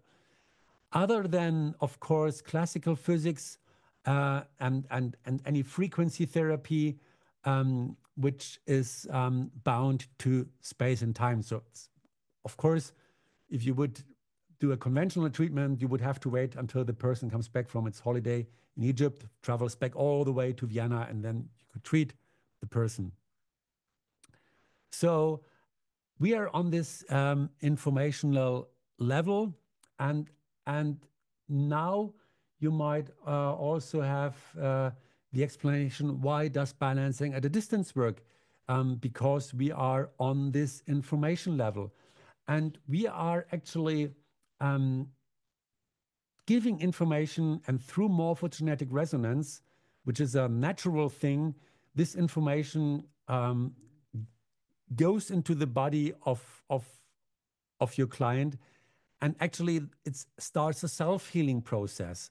We're not giving any, we're not giving any biochemical substance, so we're just giving information that the body can process and can start a self-healing process. And another picture for why does non-locality, in quantum physics terms, this is called non-locality. Why does it work? And there's another physicist who explained that through what he called implicate order. That's David Bohm, a British physicist. And he said, or he gave the explanation that actually, if we are looking at a person, we see this picture, for example. Let's take here an example of a fish. We are this down here. This is our reality. This is our space-time. So, and if we see two separate objects, we see, for example, two fishes in two cameras. We think these are two separate objects. And we see, for example, one object, this is a fish here from the side, and the other object, fish from the front. But imagine if this fish, for example, looks at you, looks into the camera, he looks at you at the immediately same time, this fish here would look to the side. So, and the classical interpretation of that would be that these two fishes have reacted on the same signal, or they have spoken before and they have agreed to turn the head, or something like that. That would be the classical interpretation. But the quantum interpretation of this observation is that these two separate objects are in reality only one object. And what we can see in our reality, in our world, are just two different aspects of this one object up here in the quantum world. It's just one fish, and we see two projections of this one fish. So that's why we think if these two projections react at the immediately same time, we think they have reacted to one signal or just by coincidence or whatever. But the truth is, it's just one fish, and we're seeing these two different aspects of this one fish. And if we keep that in mind, it's of course no problem that that healing at a distance works. So how does quantum response technology communicate with that information fields? And let me go back to this picture here again, and let's take our focus on this here. This is a Tesla coil, and what we do is this Tesla coil is a very, very specific type of coil. And as the name proposes, it goes back to a guy called Nikola Tesla. His name became famous again through this car brand Tesla, but it's got nothing to do with this guy. And he basically was an experimental physicist. He was a guy who invented the alternating current and was the first one who built a alternating current power station in Niagara Falls. And he has found a very interesting kind of geometry for coils. And from that special geometry of coils, normally from coils, there emits electromagnetic field. But with these special coils, they don't emit an electromagnetic field. They emit what is called a longitudinal wave or a scalar wave, because the electric and the magnetic component of that field is canceled out. And there's also a US patent for these kind of coils, and we are using, this is the original picture of the coil we use in the Mars 3 and under the input cap and the output cap, or also if you use the scope Q under the qubit, we have that coil. And you can see it's bifilar wound. I will explain in a minute what we mean with bifilar wounding. You can see there is here the cable coming in, and I cannot paint very well. It goes in circles right here to the middle, and there it makes a turn and goes back out again in the same direction to the other wire. And here's a schematic drawing. A normal coil is wound like this, and if you load currency into such a coil, it creates a magnetic field in a certain direction. And if you do a bifilar wounding, you have one coil creating a field into one direction, and the other coil is creating a field in the opposite direction, so that the two fields cancel out and you get basically a null field. And I have here another way of showing what that creates. We have here this, if you are feeding a wave D into one coil and a wave E into the other coil, so that they're opposite to each other, so that the maximum of wave D comes to the minimum of wave E, and the minimum of wave D comes to the maximum of wave E. You have a canceling effect. Basically, there's a null wave coming out, null wave F coming out there. While on the other hand, if you have a wave A and you have a wave B, and the maximum of wave E comes to the maximum of wave B, and the minimum of wave A comes to the minimum of wave B, these two add. So you have this here from A and this from B adds to a resulting wave C, which is basically A and plus B. And this would be called constructive interference. But what we have in our Tesla coils is a destructive interference. The two electromagnetic fields of the two coils cancel out each other so that we have basically a null field. And a very interesting experiment done by Karen Langer here in Germany. And just for your planning, so that you know, I might need eventually another 20 minutes, and then we really stop it for tonight or for this morning. Once again, I do apologize very quickly. Karen Langer did a very interesting experiment. I think what I will do, I will, to make it shorter now, I will attach this experiment. It has been published. I will attach the original publishing paper to the email that we sent to you once this webinar is, once the recording is up for you to view, so that we can cut out this a little bit.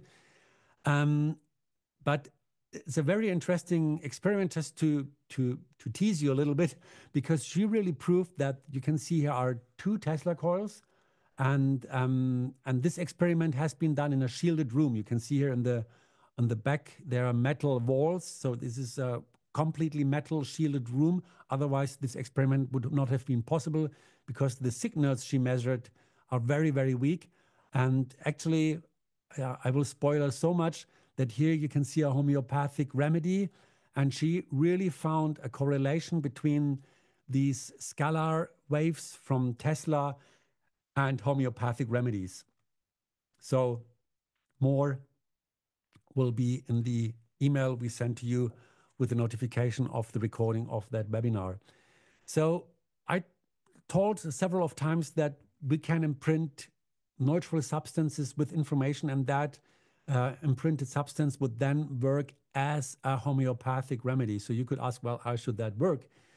There are two options we have in our MARS 3, and again, you will see that when we are discussing the database in part 3 of this webinar series.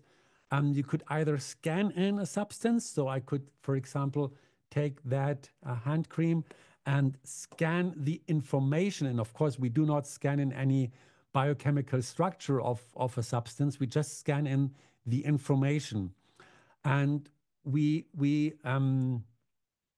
convert that into a digital signal stored in the database. And when it comes to imprinting a substance, we use the opposite way. We take that rate that is stored in the database, and as I have shown you before, we convert it into a electrical signal and feed that electrical signal into our coil, and the coil will extract the information and imprint that onto the globules. Here we have some sugar globules, and we'll imprint that on the globules. And you have, of course, not a homeopathic remedy, but you have a kind of a remedy, an imprinted remedy that in the living system, be it now a human being, be it an animal, and of course also plants, acts like a real homeopathic remedy. Or as I told you before, my friend, he's using biochar as a carrier, not here sugar draggies. He puts biochar on here and loads the biochar with specific information that is needed for his agricultural projects, and thus charges the biochar with the information needed. So compared to classical homeopathy, where you have substances from animals, plants, or minerals, and you convert that into a homeopathic remedy, we have here substances scanned in the MARS 3 and use that as an information type kind of remedy, and yeah, and benefit the human being or the animal, of course.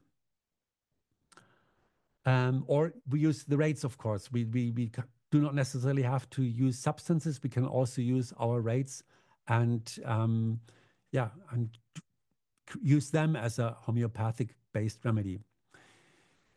One thing which is also very important to me is where do we differentiate from classical diagnostic means?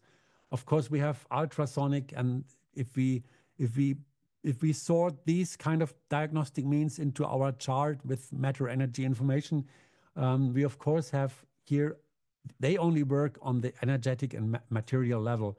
We have X-ray, we have MRT. There's missing here the conventional blood laboratory, blood biochemistry. That all works on the energetic and material, basically on the physical level. So these all don't give you any information about this field here. So let's say my wife, take that example again, she unfortunately, on our last journey to China, she broke her ankle. So of course we needed an MRT to see um, um, is there something broken? How are the ligaments and so forth? And then she unfortunately got a surgery. And after the surgery, we did an X-ray to see did the screws fit perfectly and everything. So we got all these, and God bless us, we have all these tools today. But none of these things did tell us why did she stumble up there on the holy mountain in China.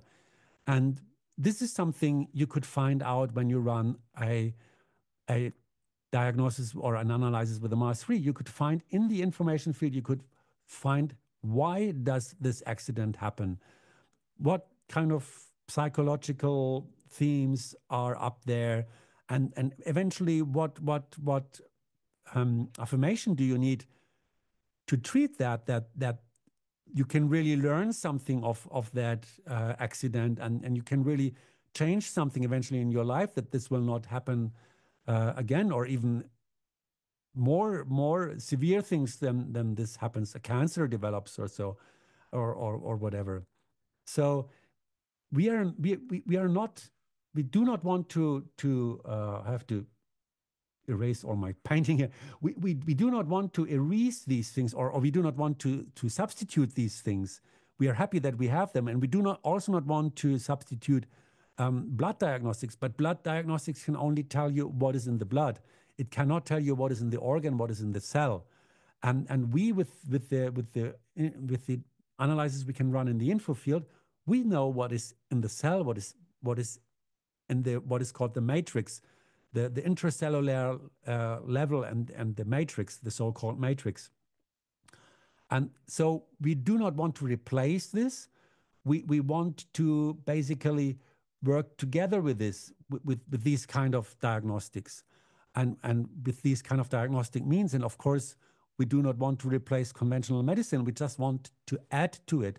And of course, you can very ideally combine your work with the Mars 3 with all other kind of therapy, with TCM, with homeopathy, with herbal therapy, with physiotherapy, with name it, with psychology, psychotherapy, and so yeah, we don't want to replace any other kind of therapy. We just want to add to it on a level where most other methods don't have any access to. That's the point.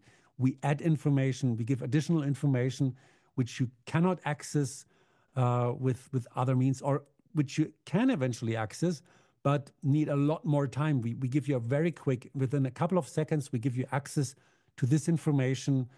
If you're talking psychotherapy, my wife again has a case in her clinic where she had a girl with mutism, and she had this since she was 6. And when she was seeing my wife the first time, she was 15, and she was having tons of psychotherapy sessions. And within 6 sessions with color tuning, my wife could give the impulse that this girl started talking again. So we can access this information level much quicker, much more efficient than with other methods. Very quickly, I've been talking a lot of science stuff tonight. I don't know. I hope you could follow it. I hope I could make it a little bit more transparent to you. But just for you to, you might eventually think that I'm talking just bollocks here, but I'm actually not, because we've been invited to CERN in Geneva, and I very quickly browsed through that. You can search them in the internet. They're a very huge European nuclear research center, and I wasn't aware that that they're doing also medical research there, and they're actually, what they do, they accelerate proton beams. Here, this is a circle I don't remember, I think 250 meters underneath Geneva in Switzerland. And it's a huge 9.6 kilometers in diameter, huge circle. And they accelerate protons and smash the protons to each other. And then they try to research and try to find out what our matter is made of. So this is really serious physics. And these guys are one of the research group there. You can see the research team here in this picture. They have invited us, and they have used the Mars 3 in a study on autism. And this guy here is a professor for electromagnetism, and his name is Professor Periale. And he's actually, so I was discussing basically a lot of the stuff I taught you tonight or this morning. I was discussing with him, and we really confirmed that we know only so little of reality, little things. And every time, as I said, I from time to time I try to read some research papers, but we know so little. And I think the big yeah, malus, or the big thing about the pharmaceutical industry is not only that they that they produce a lot of yeah, harmful, but yeah, more or less also sometimes helpful chemicals. But I think the most difficult thing is that they give the impression that everything they do is scientifically proven, and they know the ins and outs of it, and which is just not the truth. I mean, a lot of pharmaceutical research is done by trial and error, and a lot of remedies have just been found by accident, and a lot of chemical reactions are not understood at all. It's just they just know that if you give that substance, this and this will happen, but they don't know the exact parameters and why this is happening. So there's a lot of dark areas in this research and in this science. So this Professor Periale said we only know that little, and there's so much possibilities. So, and I think it's really, well, it's not good if these scientific communities says this what we do is these are lies, or this you have to believe in it, and these things. It's not true. It's based on science as much as biochemistry and all the other things. It's just that we do not know a lot about it yet, but it's still a science, and it just has some different rules than eventually the biochemistry. But it's still it's a science, and still it's got, of course, its outcome. And here you can see this research group when we were training them and using the Mars 3. And as I said, they were researching the autism, and unfortunately we lost contact to that group. But this was really a very interesting stay there, and the following months we worked together with them were very, very, very interesting. I wanted to do a quick run through our products, but of course, because we've had so much, I used up so much of your time. Once again, I do apologize for it. If you're new to us, check out our website, www.copen.com, EN product overview. You will see all our products. Eventually, on one of my next webinars, I can touch that a little bit, so I will skip that. Even if you're not new, please visit our website, enroll for our newsletter, register for it so that you don't miss out any webinars or any of our activities. So I just skip. What else have you? Yeah, we have. Yeah, I'll skip all that. Yeah, register for our newsletter. And before we come to the Q&A section, I want to point out, pencil that in your calendar, 23rd of April. That's in 2 weeks. Again, same time, 6 o'clock Central European time. We have the practical application. If you were missing this with all this theoretic talk, we will have a lot of practice in 2 weeks' time. And then also there's part 3 on the 7th of May and part 4 On the 21st of May, on part 2, I will, as I said, give you a run through the operation of the Mars 3. In part 3, I will discuss the database very much in a detail. And in part 4, we will talk about the color tuning system. And as I said, there will be a part 5 about the super tuning system, but that's to be announced. So stay tuned with us and enroll for our newsletter. And now we will come to the Q&A section. And I will go in the chat and check what you have asked in the chat if there are any questions. Yeah, I see there are some Mars 3 users, some Scope Q users, some MK12 users. And so let's start here. Let's start it with the vintage devices. There was a question if we have any rates book for the MK12. Yes, we do. We actually have an app. The Apple founder, Steve Jobs, always said there is an app for that. And we have also an app for that. Check out the Apple App Store for the app called Rates Book. And there you will find rates for the entire Mars 3 database. So it's about 60,000 rates. And we've converted them all into rates that fit onto a Mark 12. They don't fit on an ASLD 95 and they don't fit on an MK2 because the ASLD 95 and MK2 only have 15 rate dials. And some of these rates are quite long, but they fit on an MK12. And yeah, just so check out the Apple App Store. The rate is called Rates Book. And if you either browse in the Apple App Store Bruce Copen or browse the Rates Book app, you will find it. How did Copen find the rates? Yeah, he actually dowsed for them. He used the pendulum and dowsed for them on the MK devices. He was putting a substance on the input cap and then turning dial for dial until he get the reaction of the pendulum, and that's how he found the rates. So you can imagine that's a very timely process. Takes a lot of time, and yeah, and that's the way how he did it. And then of course he was proving these rates by using the remedies he has created with that, whether or using them in a practical sense and finding out whether they really work or not, or then if they didn't work, they had to fine tune them.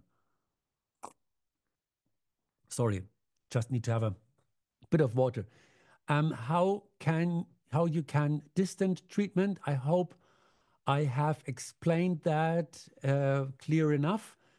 If you mean how you can do distant treatment in a practical term, we will cover that in 2 weeks' time in part 2 of that webinar.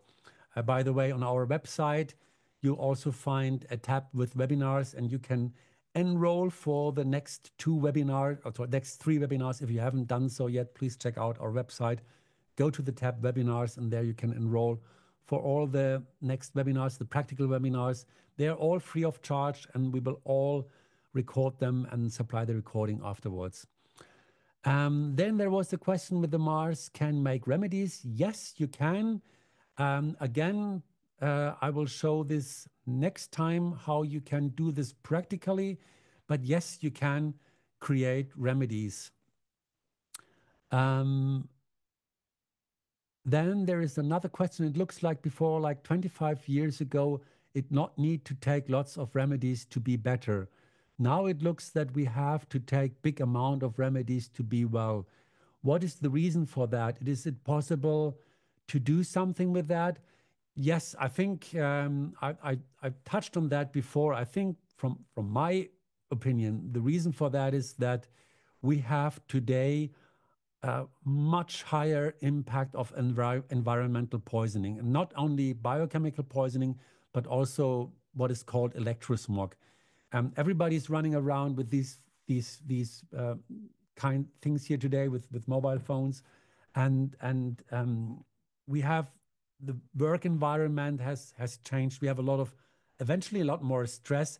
If I remember my father, he went to work in the morning 7, came home at 4 o'clock. He was working for Siemens, and then he retired in the age of by the age of 55, and I think work life back then, although he was a manager in Siemens, so he probably had during that 8 hours he had a lot of stress. But 4 o'clock it was finished, and he went home, could relax. The weekends he had free.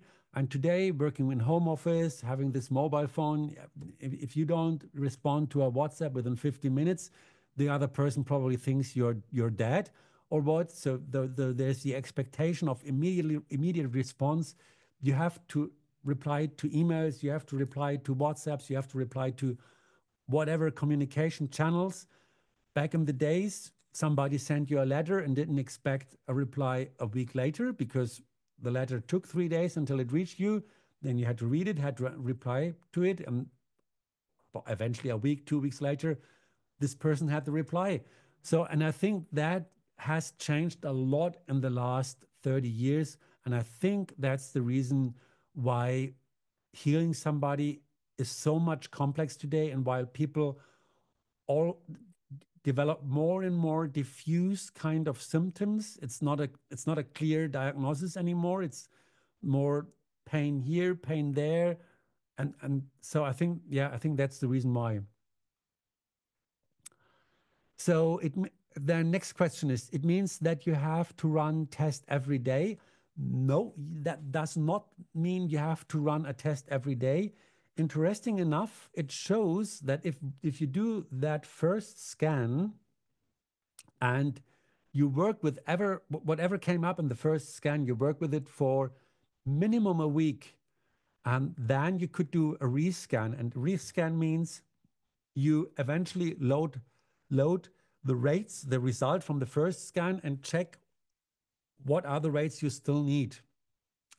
And a complete rescan is not necessary before, let's say, 4 weeks, because the body, the information changes very, very quickly, but the body needs time, the cells needs time to adjust to it. And you need these 3, 4 weeks until it makes sense to do a complete new rescan. But we can also discuss that next time, and I can show you how to do a retest of first scan. And but normally you work with that first scan, you work for at least for a week, and after a week it's eventually possible to do a rescan. But a complete rescan, don't do it before 4 weeks, because that's the time the body needs to adjust. Unless you have a very acute state, then it would make sense to eventually adjust things quicker after 3 to 4 days. Do a rescan and adjust the setting to whatever is needed then. But in chronic cases, a month and then a retest is enough. Next question was, if you broadcast to a location like a house or garden, what is the radius of sphere of action? Will it broadcast to the whole house or property, or will it target only specific person or living in that area, or being living in that area? No, if you can broadcast to in agricultural projects, you can broadcast to a whole field of several acres. Or if you treat forest, you could treat a whole forest of several acres. Um, so there is no limit to that, because remember, we are on that information level, and on that information level there is no space and time. So there is basically no size of that object, because we treat only uh, if you want to treat a house, for example, for geopathic stress or whatever, you only treat that house in let's say C Street 1 in Cologne or whatever, on Berlin. So that defines that house, and on the whole world, there's only one house there. So that in the information field is a clear definition of the target. So if you broadcast to that house because there's a bad energy there or whatever, then it will affect the whole house. If you want to affect the person, you always need a personal sample, like a hair sample or a blood sample or sputum, or you need to scan in that person from the hand applicators. That's always what you need when you want scan a person or an animal. Um, then the next question was, is it possible to try treatment to see how it works in the distance? Yes, of course, it's possible. Um, you can treat somebody and ask him, do you feel better? Because that's always the most important implication. Does the person feel better after a balancing? And of course, you can do it to try if it works. Then the next question was, how many treatments do you need to be rid of the disease? That definitely cannot be answered. As I said, in an acute case or the case study I gave to you before for my wife with this little babies, that was a treatment which was taking place over a period of eventually 2 weeks or so. And and eventually, if you treat acute cases, sometimes you do one treatment and that solves the case. But sometimes, if it's chronic cases, it takes weeks, months, and sometimes, of course, you cannot heal somebody fully, but at least you can eventually help that the symptoms get better. Or we had taken part in a study back in I think it was in the year 2000 on distant treatment. I've taken part with my back in the days with the MK12 of Bruce Copen because the Mars 3 wasn't finished by then. And it was a general study on distant treatment. So there were different methods of distant treatment. And there was quite a large target group of, I think it was 200 persons that were in that study. And one thing that came out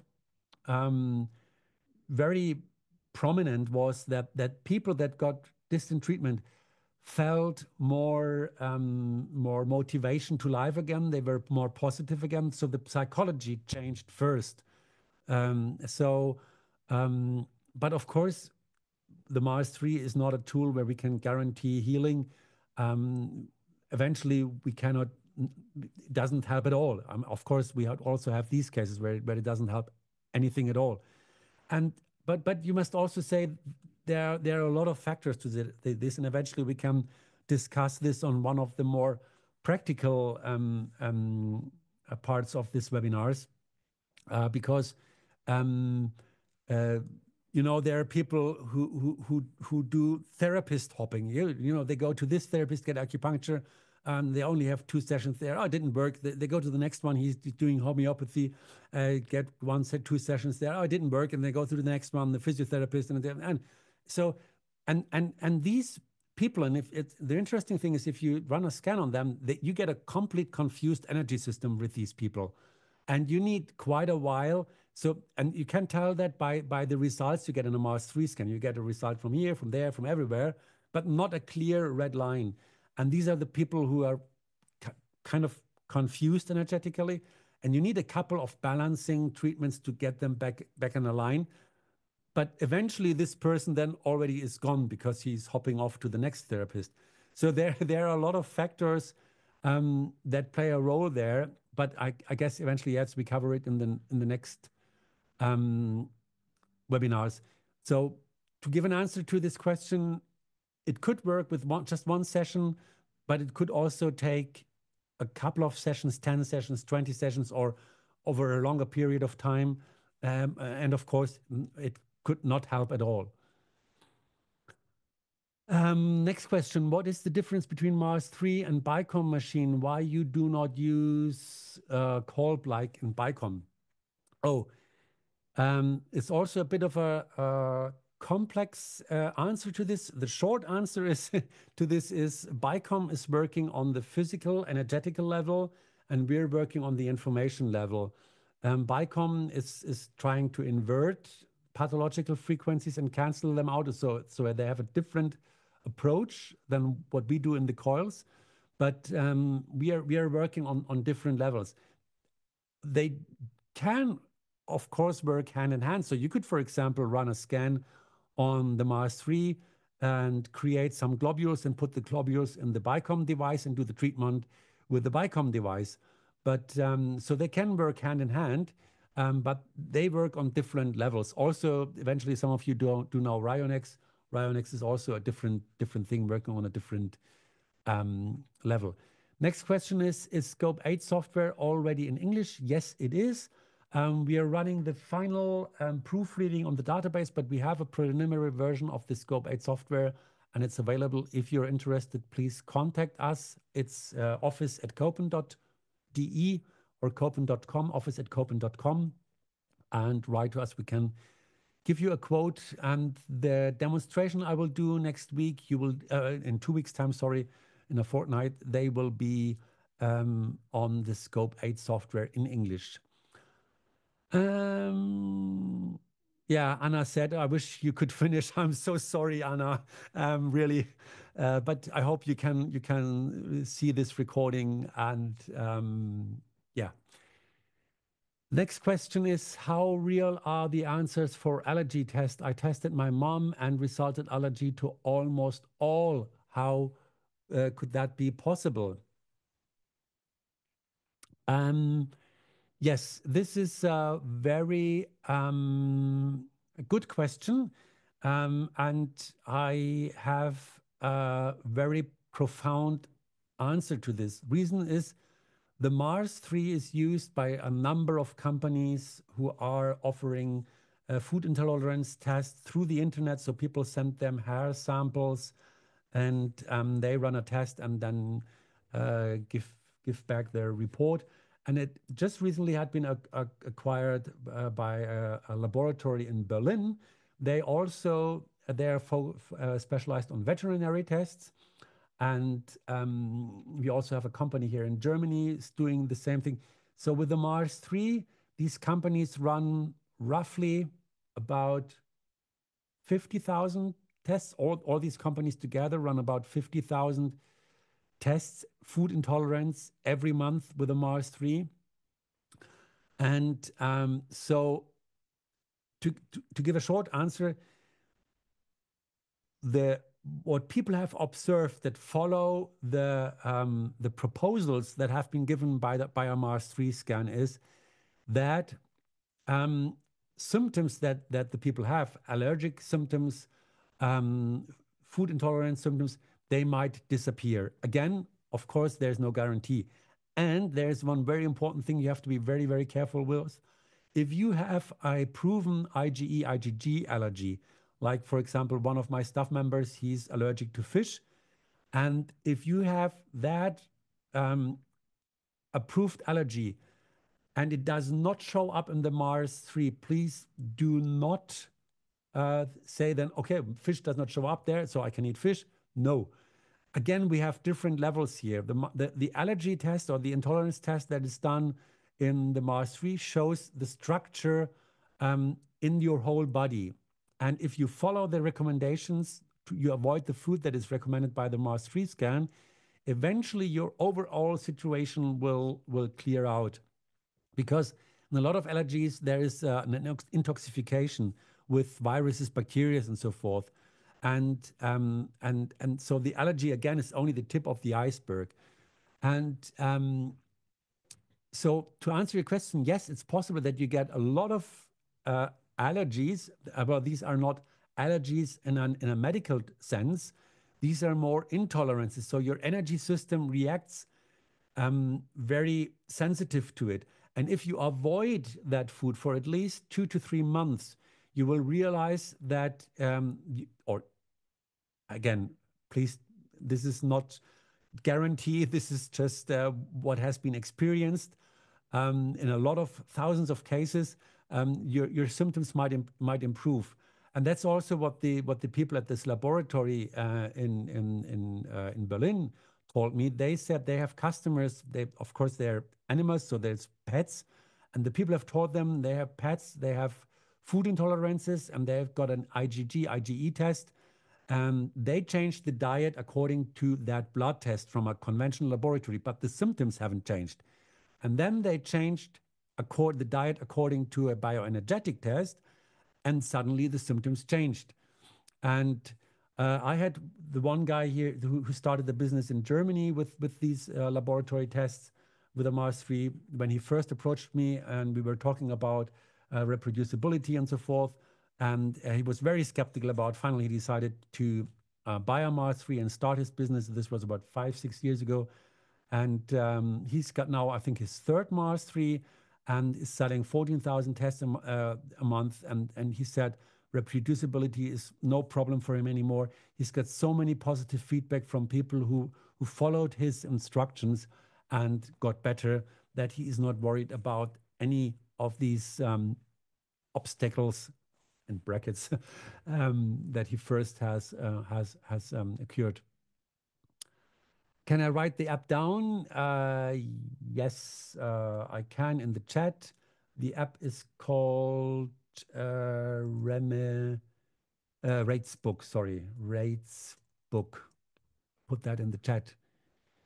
Can one rate antidote each other? No, the concept of antidote we don't have on that information level. And with the Mars 3 scan, you will see how many percent this rate is relevant.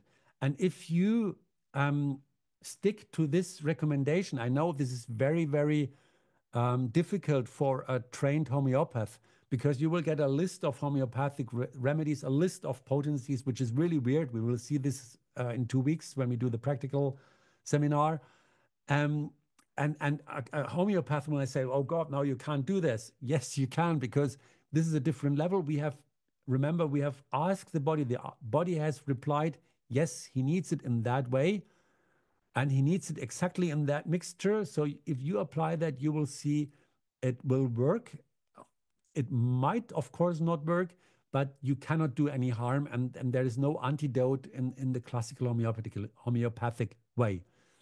Next question. What do I have to add to the database to help my 75-year-old mother-in-law with chronic leukemia?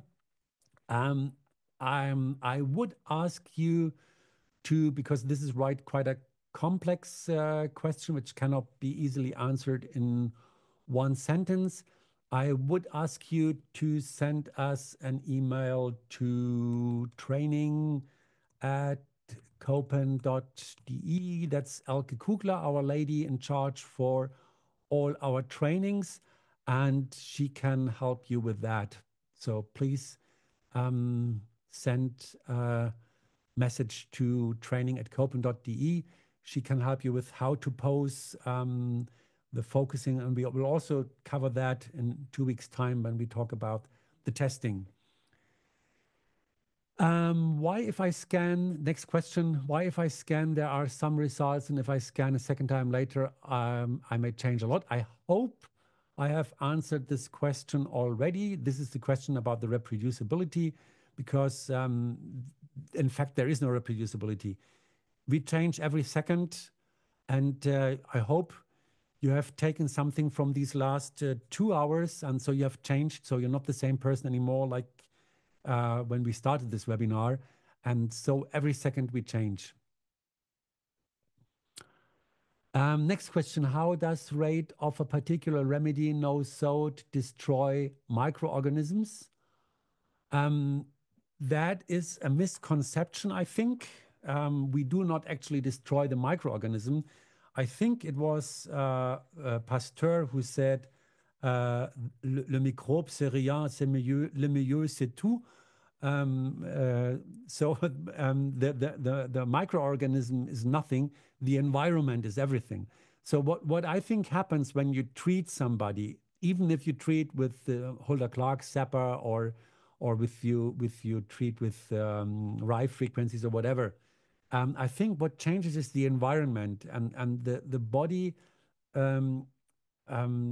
So the environment changes, so the microorganism doesn't feel comfortable in there anymore and just moves away by itself. I think that what happens, and I tried to explain to you before about the tons of regulative processes we have in our organism, and so I think that's what's actually happening. The body is so intelligent. I mean, do you have to tell your body to breathe in, out every what is it, 4 seconds or whatever, or do you have to tell your body to regulate the blood pressure? No, you don't.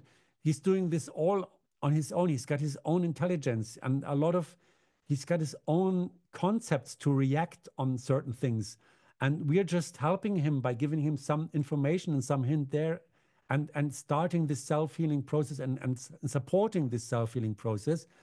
But the body is clever enough to get rid of these bacteria again. And I think that's what actually happening also when you use the zapper. You don't not really destroy the microorganism. You just make it uncomfortable for him, and the body then just gets rid of them himself.